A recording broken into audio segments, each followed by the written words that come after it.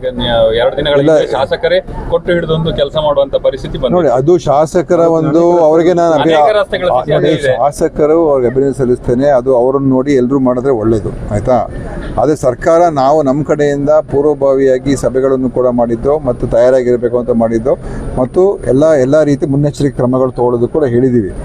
ಆದರೆ ಕೆಲವು ಕಡೆ ನೋಡಿ, ಪ್ರತಿಯೊಂದನ್ನು ಕೂಡ ಸರ್ಕಾರ ನಾವು ಸರಿಪಡಿಸೋಕ್ಕಾಗುತ್ತೆ ಅಂತ ಹೇಳೋಕ್ಕಾಗೋದಿಲ್ಲ. ಒಂದೊಂದು ಕಡೆ ಏನೇನಾಗಿರ್ತದೆ, ಈಗ ಬ್ಲಾಕ್ ಆಗಿರ್ಬೋದು, ಏನೋ ಸಮಸ್ಯೆ ಆಗಿರ್ಬೋದು, ಒಂದು ಮರ ಬಿದ್ದಿರ್ಬೋದು ಅಥವಾ ಏನಾದ್ರು ಆಗಿರ್ಬೋದು.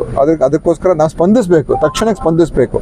ಶಾಸಕರು ಮಾಡಿರ್ತಾರ, ಎಲ್ಲರೂ ಶಾಸಕರ ನೋಡಿ ಎಲ್ಲರೂ ಅದೇ ತರ ಮಾಡಿದ್ರೆ ಆಮೇಲೆ ಈ ಸಮಸ್ಯೆನೇ ಇರೋದಿಲ್ಲ ನನ್ನ ಪ್ರಕಾರ. ಸರ್, ಈಗ ಮೆಸ್ಕಾಂ ಇಲಾಖೆ ಈ ಸಲ ಬಹಳಷ್ಟು ಏನು ನೋಡಿ ಗುಣಮಟ್ಟದ ಕೆಲಸ ಮಾಡ್ತಾ ಇದೆ. ನನಗೆ ಆ ಥರ ಮಾಹಿತಿ ಇಲ್ಲ. ಮೆಸ್ಕಾಂ ಜೊತೆ ಕೂಡ ಮಾತನಾಡಿ ನಾವು ಮೆಸ್ಕಾಂ ಅವ್ರಿಗೆ ಎಲ್ಲ ಸಿದ್ಧತೆಗಳು, ಪೋಲ್ಗಳು, ತಂತಿ, ವೈರು ಏನೇನು ಬೇಕು ಎಲ್ಲ ಅವರು ಸ್ಟಾಕ್ ಮಾಡಿ ಇಟ್ಕೊಂಡಿದ್ದಾರೆ.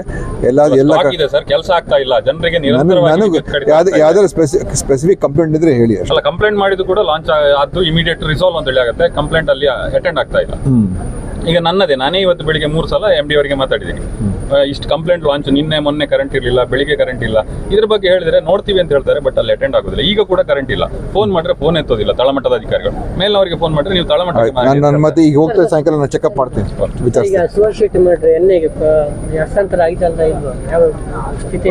ನೋಡಿ, ನಾನು ಹೋಮ್ ಡಿಪಾರ್ಟ್ಮೆಂಟ್ ಅಲ್ಲಿ ಇಲ್ಲ, ಬಟ್ NIAಗೆ ಕೊಡೋದಕ್ಕೆ ಮೊನ್ನೆ ಕೂಡ ಗೃಹ ಸಚಿವರು ಕೂಡ ನಮ್ದೇನು ಅಭ್ಯಂತರ ಇಲ್ಲ ಅಂತ ಹೇಳಿದ್ದಾರೆ.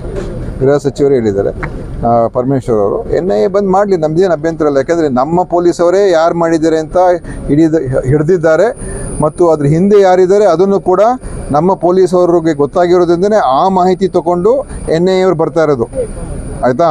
ಸೊ ನಮ್ಮ ಪೊಲೀಸ್ ಮೇಲೆ ನನಗೆ 100ಕ್ಕೆ 100 ವಿಶ್ವಾಸ ಇದೆ, ನಮ್ಮವರೇ ಅದೆಲ್ಲ ಹಿಡಿತಾ ಇದ್ರು ಅಂತ. ಆದರೆ BJP ಅವ್ರಿಗೆ NIAನೇ ಬರಬೇಕು ಅಂತ ಅವ್ರಿಗೆ ಆಸಕ್ತಿ ಇರ್ಬೋದು. ಅದರಿಂದ NIA ಬಂದು ಮಾಡಲಿ, ನಮಗೇನು, ಯಾರು ತಪ್ಪು ಮಾಡಿದ್ದಾರೆ, ಯಾರು ಇನ್ವಾಲ್ವ್ ಆಗಿದ್ದಾರೆ ಅವ್ರು ಸಿಕ್ಕಾಕೊಳ್ಬೇಕು, ಅವ್ನು ಹಿಡಿದಾಕ್ಬೇಕು.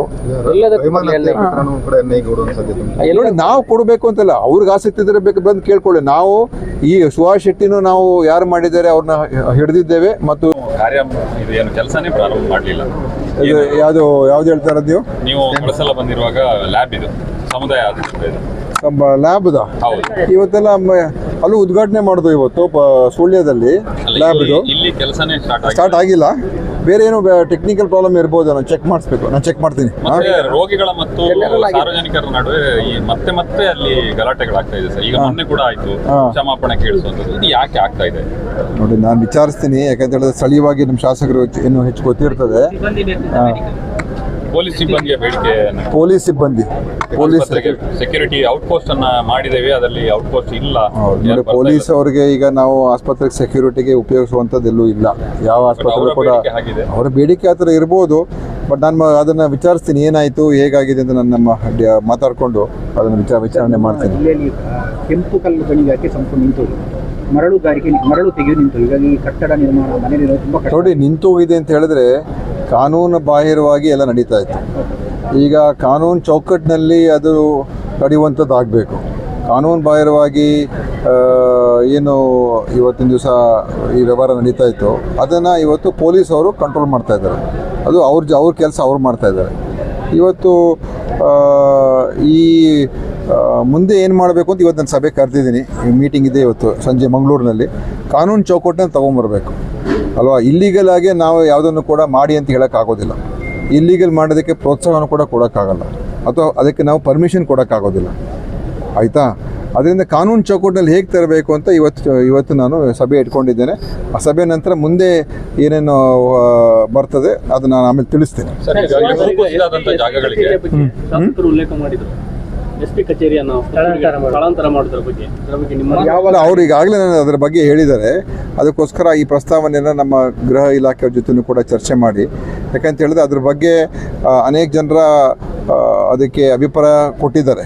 ಈ ಥರ ಮಾಡಿದ್ರೆ ಒಳ್ಳೆಯದಾಗತ್ತೆ ಅಂತ, SP ಕಚೇರಿನ ಸ್ಥಳಾಂತರ ಮಾಡಿದ್ರೆ ಒಳ್ಳೆಯದಾಗತ್ತೆ ಅಂತ. ಅದನ್ನು ನಾನು ಗೃಹ ಸಚಿವರ ಜೊತೆ ಕೂಡ ಚರ್ಚೆ ಮಾಡಿ ಒಂದು ತೀರ್ಮಾನ ಮಾಡಬೇಕಾಗ್ತದೆ. ಕುಸಿತ ಆದಂಥ ಜಾಗಗಳಿಗೆ ಇನ್ನೂ ಹಿರಿಯ ಅಧಿಕಾರಿಗಳು ಯಾರು ಭೇಟಿ ನೀಡಲಿಲ್ಲ ಅಂತ ಹೇಳುವಂಥದ್ದು ಮತ್ತೆ ಕೇಳ್ತಾ ಇದೆ ಸಾರ್ವಜನಿಕರಿಗೆ. ಸಂತ್ರಸ್ತರಿಗೆ ಇನ್ನೂ ಪರಿಹಾರ ಈಗ 48 ಗಂಟೆಯಲ್ಲಿ ಏನು ಕೊಡಬೇಕು ಅಂತ ಆದೇಶಿದ್ರು. ನನಗೆ ಗೊತ್ತಿರುವ ಹಾಗೆ ಬಹುತೇಕ ಎಲ್ರಿಗೂ ಕೊಟ್ಟಿದ್ದಾರೆ. ವಿಧಾನಸಭಾ ಬಂದಿಲ್ಲ ಅಂತ ಹೇಳೋದು 72 ಜನರಿಗೆ 72 ಕಡೆ ಹಾನಿಯಾಗಿದೆ. ಮೊದಲನೇ ಹಂತದಲ್ಲಿ 72 ಜನರಿಗೆ ಕೊಟ್ಟಿದೆ. ಗೊತ್ತಿದೆ ನನಗೆ ನೆಕ್ಸ್ಟ್ ಶಿಫ್ಟ್ ಅಲ್ಲಿ ಅವ್ರ ಹಣ ಅಕೌಂಟಿಗೆ ಬಂದಿಲ್ಲ ಅಂತ ಹೇಳಿದ್ರೆ ಇಲ್ಲ ನನಗೆ ಗೊತ್ತಿರುವಂಥದ್ದು ಈಗೆಲ್ಲ ಹಣ ನಮ್ಮ ಹತ್ರ ಇದೆ, ಹಣ ಬಿಡುಗಡೆ ಆಗಿದೆ, ಹಣ ಕೊಟ್ಟಿದ್ದಾರೆ ಅಂತ ಇವತ್ತು ನಂಗೆ ಮಧ್ಯಾಹ್ನ ಕೂಡ DC ಹೇಳಿದ್ರು. ನಾನು ಬೆಳಗ್ಗೆನೆ ಫೋನ್ ಮಾಡಿದ್ದೆ, ಅವ್ರು ಹೇಳಿದ್ರು ಇಲ್ಲ ಸರ್ ಎಲ್ಲ ನಾವು ಮತ್ತೆ ಇದುವರೆಗೂ ಏನೇನು ಬಂದಿದೆ ಕೊಟ್ಟಿದ್ದೀವಿ ಅಂತ. ಹೊಸ ಗೈಡ್ಲೈನ್ಸ್ ಪ್ರಕಾರ ಇದು ಕೊಡ್ಲಿಕ್ಕೆ ಇನ್ನು ಅದಕ್ಕಿಂತ ಹೆಚ್ಚು ಮೊತ್ತ ಏನು ಕೊಡಬೇಕಾಗಿರ್ಬೋದು ಅದ್ರ ಬಗ್ಗೆ ನಾನು ನೋಡ್ತೀನಿ. ಅದರಿಂದ ನಮಗೆ ಹಣಕಾಸಿನ ಏನು ಸಮಸ್ಯೆ ಏನಿಲ್ಲ, ಹಣನೂ ಕೂಡ ಇದೆ. ಇದ್ರ ಪ್ರಕಾರ ಗೈಡ್ಲೈನ್ಸ್ ಪ್ರಕಾರ ಏನಾದ್ರು ಡಿಲೇ ಆಗಿದೆ ನಾನು ನೋಡ್ತೀನಿ. ಬಟ್ ಈಗಾಗಲೇ ಒಂದು ರೌಂಡ್ ಅಂತೂ ಎಲ್ಲರಿಗೂ ಕೊಟ್ಟಿದೆ, ಪುತ್ತೂರು ಒಂದೇ ಇಲ್ಲ, ಇಡೀ ದಕ್ಷಿಣ ಕನ್ನಡ ಜಿಲ್ಲೆಯಲ್ಲಿ ಎಲ್ರಿಗೂ ಕೂಡ ಕೊಟ್ಟಿದೆ. ಇಲ್ಲ ಎಲ್ಲ ತಲುಪಿರ್ತದೆ ಫಲಾನುಭವಿಗಳಿಗೆ ಹೋಗೋದು. ನಾಡಿದ್ದು 23ರಂದು ಬಿಜೆಪಿಯವರು ಎಲ್ಲ ಪಂಚಾಯತ್ಗಳಿಗೆ ಸರ್ಕಾರದ ಪ್ರತಿಭಟನೆ ಮಾಡ್ತಾರೆ ಅಂತ ಹೇಳಿದ್ದಾರೆ. ಸರ್ಕಾರ ವೈಫಲ್ಯ ಆಗಿದೆ ಅಂತ ಹೇಳಿ ಯಾವ ವಿಷಯಕ್ಕೆ ಅದು ಕಾಲ್ ತುಳಿತ ಮತ್ತು ಎಲ್ಲ ವಿಷಯದಲ್ಲಿ ನೋಡಿ, ವಿದ್ಯುತ್ ಬಿಲ್ ಅಲ್ಲಿ PF ಹಾಕಿರುವಂತದ್ದು. ಗ್ರಾಚ್ಯುಟಿ ಬಿಲ್ ಸೇರಿಸ್ತಾ ಇದ್ದೀರಿ 3% ಅಂತ ಹೇಳಿ. ಯಾವುದರಲ್ಲಿ ವಿದ್ಯುತ್ ಕರೆಂಟ್ ಬಿಲ್ಗಳಲ್ಲಿ ಅವರ ಸಿಬ್ಬಂದಿಗಳ ಗ್ರಾಚ್ಯುಟಿ ಮೊತ್ತವನ್ನು ಕೂಡ ಸೇರಿಸಿ ಆಗ್ತಾ ಇದ್ದಾರೆ ಅಂತ ಹೇಳಿ ನಾನು ವಿಚಾರಿಸ್ಬಿಟ್ಟು ಹೇಳ್ತೀನಿ. ಸರ್ ಈಗ ಇನ್ನೊಂದು ಈ ಮಳೆಗಾಲದ ಅದೇ ಥರ ಅಬ್ದುಲ್ ರಹೀಮಲ್ಲೂ ಕೂಡ ಯಾರು ಅದರ ಹಿಂದೆ ಇದ್ದಾರೆ ಅದ್ರ ಬಗ್ಗೆನೂ ಸ್ವಲ್ಪ ಮಾಹಿತಿಗಳಿದೆ. ಅದರಿಂದ ನಾವು ಖಂಡಿತವಾಗಿಯೂ ಎಲ್ಲ ರೀತಿಯ ಕ್ರಮಗಳನ್ನು ತಗೊಳ್ತಕ್ಕಂಥದ್ದಕ್ಕೆ ನಮ್ಮ ಪೊಲೀಸು ಆಗಿದ್ದಾರೆ ಇದ್ದರು ಮತ್ತು ಈ ತನಿಖೆ ಮಾಡೋದ್ರಲ್ಲಿ ಎಲ್ಲೂ ಕೂಡ ನಮಗೇನು ಹಿನ್ನಡೆ ಏನಿಲ್ಲ. ಆದರೆ BJP ರಾಜಕಾರಣ ಮಾಡಬೇಕು, ಅವರಿಗೆ ಹಿಂದೂವರು ಸತ್ತರೆ ಮಾತ್ರ ಅವ್ರಿಗೆ ನೋವಾಗುವಂಥದ್ದು, ಬೇರೆ ಕೋಮ್ನವ್ರು ಸತ್ತರೆ ಅವ್ರಿಗೆ ನೋವಾಗೋದಿಲ್ಲ. ಅವ್ರಿಗೆ ಮನುಷ್ಯತ್ವ ಇಲ್ಲ ಅಂತ. ಇದು ರಾಜಕೀಯ. ನಾವು ರಾಜಕೀಯ ಮಾಡೋಕ್ಕೆ ಬಂದಿಲ್ಲ. ನಮಗೆ ಎಲ್ಲರೂ ಒಂದೇ. ಯಾರಿಗೆ ಈ ಥರ ಘಟನೆಗಳಾದಾಗ ನಾವು ಒಂದೇ ರೀತಿ ನೋಡಬೇಕು, ಒಂದೇ ಥರ ಪ್ರತಿಕ್ರಿಯೆ ನಾವು ನೀಡಬೇಕು, ಅಥವಾ ಒಂದೇ ಒಂದು ನಿಲುವಲ್ಲಿ ಇರಬೇಕು. ಒಂದೊಂದಕ್ಕೆ ಒಂದೊಂದು ಥರ ಮಾಡಿದ್ರೆ ಮತ್ತೆ ಮನುಷ್ಯತ್ವ ಎಲ್ಲಿದೆ?